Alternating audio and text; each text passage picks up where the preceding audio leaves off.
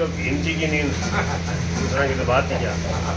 बोल गिरधर गोपाल की मारो महाराज नाली की राखी हुए हाँ। पर केस है ना जाके बोल रहा मंडल बोल की मारो कम बजाओ नहीं ते ताली बजाया करो।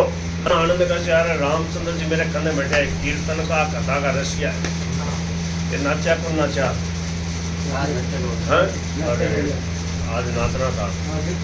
ये दिखाया कि मैं भक्तों के तीनों तापों को नष्ट करता हूँ। और जब ग्वालों ने आंखें खोली तो बड़ा आश्चर्य हुआ क्योंकि वे पवित्र भांडीर वट की छाया में खड़े थे और सामने ये भी देखा कि अपने कर कमल से पालित धेनु की रज को श्री बनमाली झाड़ रहे हैं।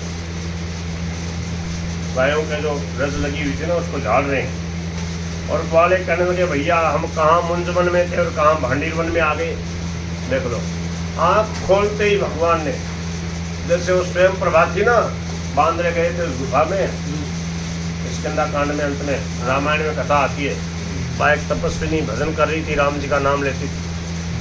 बांद्रे गए उसको आगे कहे हनुमंत ही लीना और वहाँ देखे आगे राम जी का दूत आया है। बोले पहले तो देख ठंडो ठंडो पानी पियो रही हो सरोवर है नहीं मन नहाओ खूब बोलता लगा के तो मैं बांद्रा उछल के खूब नहाया। और फिर बोले मानव भूख लाग रही बोले जितना बढ़िया बढ़िया फल है ना वृक्ष थे बढ़िया सुंदर बाग बगीचा था तर आम अमरूद सेव केला पपीता चीकू संतरा बोले तोड़ के खाओ पके हुए फल हैं मीठे मीठे। अब बांद्रा महाराज नहा धो के खूब फलों को भोग लगायो। अब पर बांद्रा चला तो गया भी गुफा में अब निकलने की मुश्किल हो रही। जरा बा बोले थे आँख मीच लो आँख बंद करी और देख के आगे समुद्र के किनारे खड़े हैं। बोले वाह चमत्कार हो गया। तो ऐसे ही कन्हैया ने कहा आँख मीच लो। जैसे आँख मीची तो वहाँ जहाँ मुंजा टेरी के मन में आग लगी थी ना वहाँ से भगवान ने उनको उठा करके और भांडीर वन में पहुँचा दिया। और वह जो गायों की धूल वगैरह लगी थी उसको भगवान झाड़ रहे। तो ग्वाल बाल बोले रहे कन्हैया हम तो मुंजा टेरी में थे वहाँ मूंज के उसमें तेरे आग लग रही थी तो यहाँ ले आया।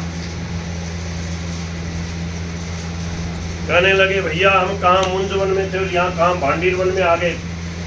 भैया वो वन की आग कहाँ गई भैया हे प्यारे हे कन्हैया वो वन की आग कहाँ गई। तब मधुमंगल ने कहा आँख मीचते समय मैंने हाथ में छिद्र रखा और देखा मैं सच कहता हूँ उस आग को ये नंद का बेटा पी गया। वो धारली जो था आग के डोल का था वो सबसे का आँख मीच लो तो सबने तो ऐसे ही आँख मीची। वो मधुमंगल ऐसे आँख मीची समझे आँख मीच के वो ऐसे करके और देख रहा था कि कन्हैया करता क्या आँख बंधवा करके। वो थोड़ा विचित्र ही था वो सब जगह ऐसे आनंद लेता था कि आँख मीचने के लिए कहा तो स्वयं तो आँख मीच ली श्रद्धा से और वो थोड़ा श्रद्धालु विशेष ही था। वो लीला देखता तो वो बोला बोले मैं बताता हूँ क्या हुआ उस आँख का। बोले मैंने ऐसे हाथ रख करके आँख के ऊपर और आँख थोड़ी खोल के देखता रहा मैं। बोले ये आग को पी गया। अब क्या हुआ श्री कृष्ण ने योग बल से वन की अग्नि से रक्षा की है देखकर ग्वाले ये मानने लगे अरे हमारा सखा तो ये हरि है। जब ये अमर है फिर हम कैसे मर सकते हैं ये तो अमर है हमारे साथ रहता है। अपने को दुखी देखकर कराल अग्नि को 2 बार पीकर उनको जिन्होंने सुखी किया। गंगादत्त ये जो इसके लिखने वाले गंगादत्त कवि कहते हैं वे श्री हरि भवजाल को कैसे नहीं पी सकते फिर जो मनुष्य उनका भजन नहीं करते उनको धिक्कार है। बोले भगवान अपने भक्तों की आग को पी गए तो भवजाल जो है ना उसको पी जाएंगे मतलब आप भगवान को प्राप्त कर लोगे। आप तो पढ़ते रहो सुनते रहो भगवान की लीला। जो भगवान का भजन नहीं करते उनको धिक्कार है। संध्या के समय बलराम जनार्दन श्री कृष्ण गैयाओं के नामों को टेरते हुए गोधन को आगे करके अब वापस गायों को चरा करके लौटने के लिए तैयार हुए। बालों से स्तुति किए हुए सुंदर बांसुरी बजाते अपने नंद ग्राम में आए। बांसुरी बजाते ही जाते थे बांसुरी बजाते बजाते आते।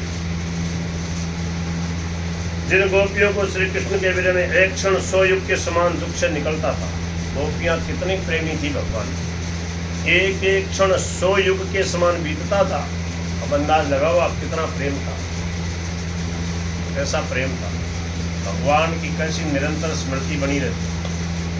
कल मैंने उदाहरण दिया था वहाँ पे परसों उस गौशाला में अपने सत्संग कर रहे थे। जैसे किसी माँ का मेले में गई, भीड़ में बालक खो जाए और बालक दिखा नहीं, मिल नहीं रहा, और अब उसको रात में नींद नहीं आती है और उसको याद नहीं करना पड़ता, माला नहीं जपनी पड़ती, अपने आप याद आती है।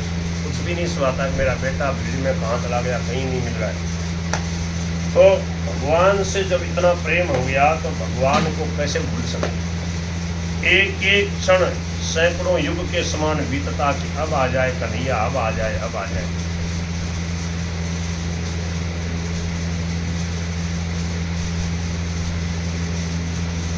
जिन गोपियों को श्री कृष्ण के विरह में एक क्षण 100 युग के समान दुख से निकलता था, वे गोपियां मुकुंद की तिरछी चितवन को देखकर परमानंद सिंधु में डूब गई। भगवान बंसी बजा रहे हैं और गोपियां खड़ी हैं आरती लेकर के दर्शन करने।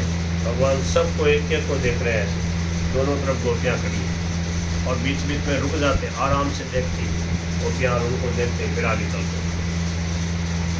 आरती का बहाना यही था जी, आरती करेगी तब तक तो रुकना पड़ेगा नहीं। आरती लेके आ गई तो आरती करवा रहे हैं, मेरे नजर नहीं लग जाए तो ऊपर बाहर के पानी पीती है। 2-4 मिनट ऐसे 2-3 घंटे तक वो बढ़िया लीला चलती है। 5-6 बजे से आते 7-8 बज जाते।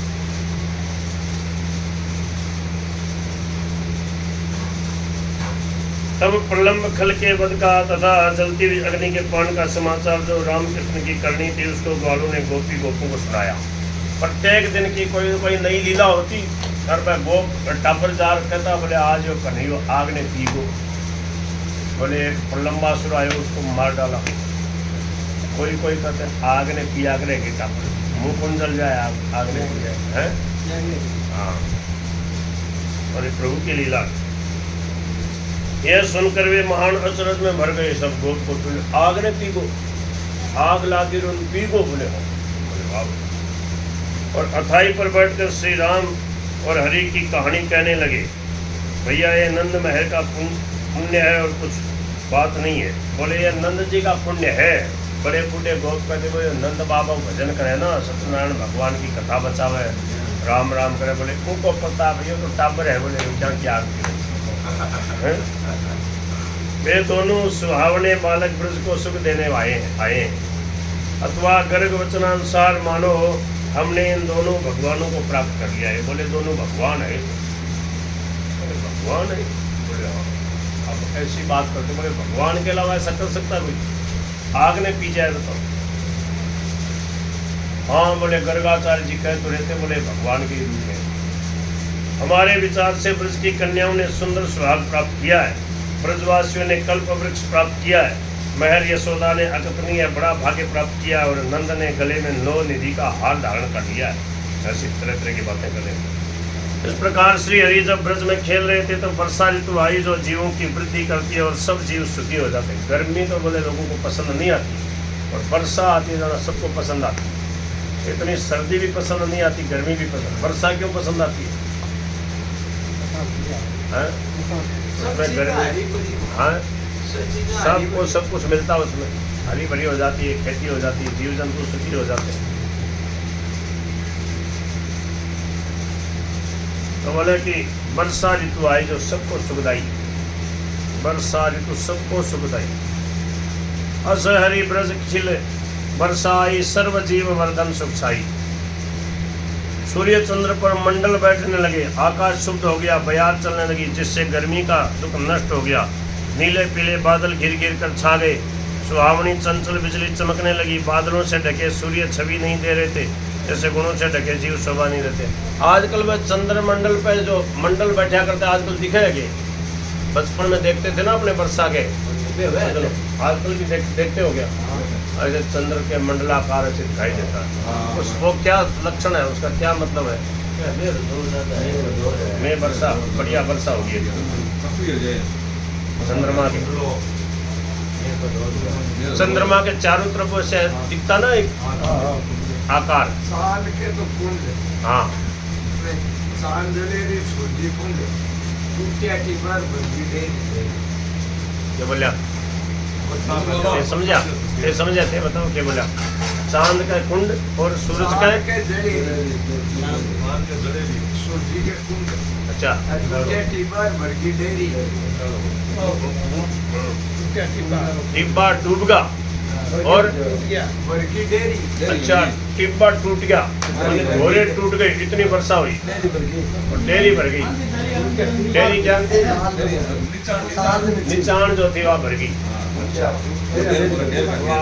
आप बताओ लोग कहते हैं रतन जी पढ़े लिखे नहीं पढ़े लिखों के दोनों कान काटते हैं तो एक और गिरधर गोपाल की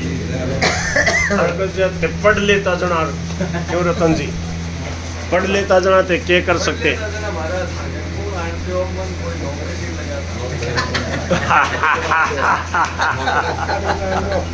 बहुत जोर की बात बताई क्या बोले बोले पढ़ ले तो कोई नौकरी में लगा देता हटे को आने देते